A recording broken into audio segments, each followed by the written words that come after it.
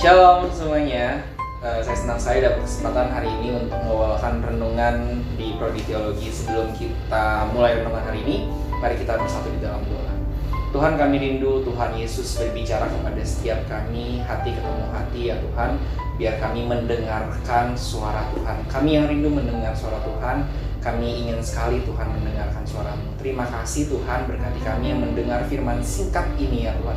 Biar kami diberkati Tuhan pada saat ini juga. Di dalam nama Tuhan Yesus, semua yang siap mendengar pada hari ini, mari sama-sama katakan amin. Oke, nah saya kebagian akan bawain tema khotbah hari ini tentang merindukan suara Allah yang hidup. Nah, ada satu quote yang keren banget, yang saya suka sekali dari materi ini, yaitu dari Frederick W. Faber. Frederick mengatakan begini, hanya duduk dan memikirkan Allah, alangkah senangnya. Memikirkan Dia, membisikkan namanya, tak ada kebahagiaan lebih besar daripada itu di dunia ini. Saya akan notice salah satu kata yang penting banget, dikatakan di dunia ini. Jadi bagi Weber, tidak ada yang lebih membahagiakan dalam hidupnya selain bisa merasakan hadirat Tuhan. Dia begitu merindukan suara Tuhan. Tetapi sayangnya, banyak sekali orang Kristen hari-hari ini ternyata tidak merindukan suara Tuhan. Maka dari itu kita akan lihat ada beberapa hal yang membatasi kita untuk mendengarkan suara Tuhan. Kita akan lihat yang pertama, yang membatasi kita merindukan suara Allah yang hidup adalah kita seringkali mengandalkan manusia. Sayangnya banyak orang Kristen lebih senang mendengar tentang Tuhan dari orang lain dan bukan secara langsung atau dari dirinya sendiri yang merindukan untuk mendengarkan suara Tuhan. Salah satu firman Tuhan mengatakan, terkutuklah orang yang mengandalkan manusia, tetapi diberkatilah orang yang mengandalkan Tuhan. Apakah dengan demikian kalau begitu salah mendengarkan suara Tuhan dari orang lain, dari hamba Tuhan atau dari pimpinan kita? Tentu enggak, teman-teman. Tetapi yang Tuhan mau, kita tidak mengandalkan hanya mendengarkan suara Tuhan dari orang lain. Tetapi Tuhan mau kita juga merindukan untuk mendengar suara Dia pribadi kepada kita semua. Itu dia. Yang pertama, mengandalkan manusia. Dikit-dikit Pak Pendeta, dikit-dikit pimpinan, dikit-dikit gembala. Enggak, teman-teman. Tuhan juga mau bicara sama kita semua. Nah, yang kedua, yaitu adalah seringkali banyak orang Kristen membatasi untuk merindukan suara Allah yang hidup karena dia menolak mendengar suara Tuhan. Wah, ini terdengar aneh sekali gitu ya, atau terdengar kayaknya enggak deh gitu. Tapi pada kenyataannya banyak orang yang justru menolak mendengar suara Tuhan. Dia yang membatasi dirinya sendiri untuk mendengar suara Tuhan atau untuk merindukan suara dari Allah yang hidup. Nah, 1 Samuel 8 ayat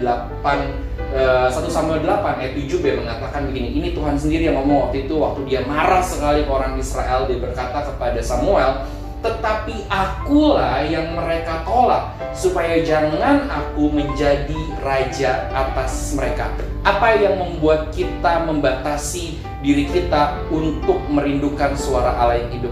Seringkali kita mau Tuhan bekerja dengan cara kita. Seolah-olah kita mau ajarin bagaimana Tuhan caranya bekerja. Seolah-olah kita sendiri dengan pemikiran, dengan pemahaman kita sendiri yang mengkotakkan Tuhan, bahkan mengkerdilkan Tuhan. Nah, ini adalah satu pelanggaran yang sangat Tuhan tidak suka. Khususnya kalau dalam konteks ayat ini adalah apa yang orang Israel lakukan pada masa itu.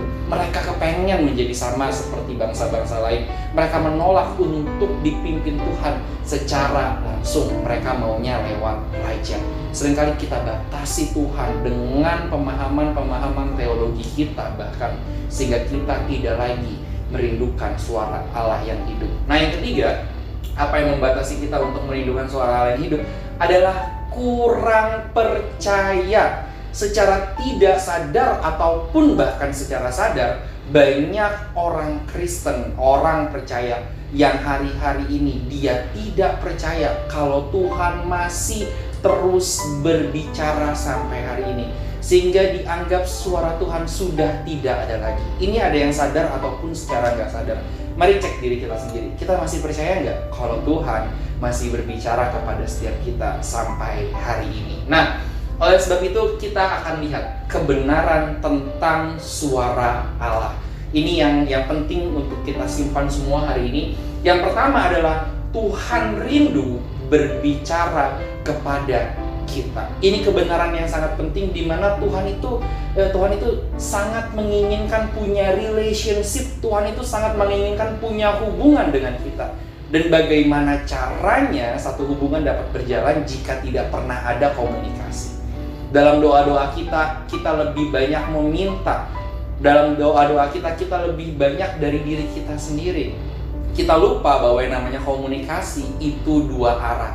Artinya kita berbicara kepada Tuhan, Tuhan pun berbicara kepada kita. Tuhan itu rindu loh untuk berbicara kepada kita semua. Dan ini seringkali tidak dipahami atau tidak dimengerti oleh banyak orang, betapa rindunya Tuhan untuk memperdengarkan suaranya. Maka dari itu penting sekali untuk merindukan suara Allah yang hidup. Ada satu lagu yang saya suka banget, lagunya bilang begini, dekat padamu itu rinduku. Nah, lirik setelahnya bagus sekali. Setiap kataku kau pun menunggu. Jadi setiap kata dari kita pun Tuhan menunggu. Artinya juga Tuhan rindu kita berbicara kepada Dia berbicara kepada kita. Bukan cuma lewat orang lain, tapi Tuhan mau secara langsung, sehingga kita punya satu hubungan dengan Tuhan yang spesial. Nah, yang kedua, kebenaran tentang suara Allah adalah suara Tuhan atau suara Allah adalah untuk semua orang yang rindu.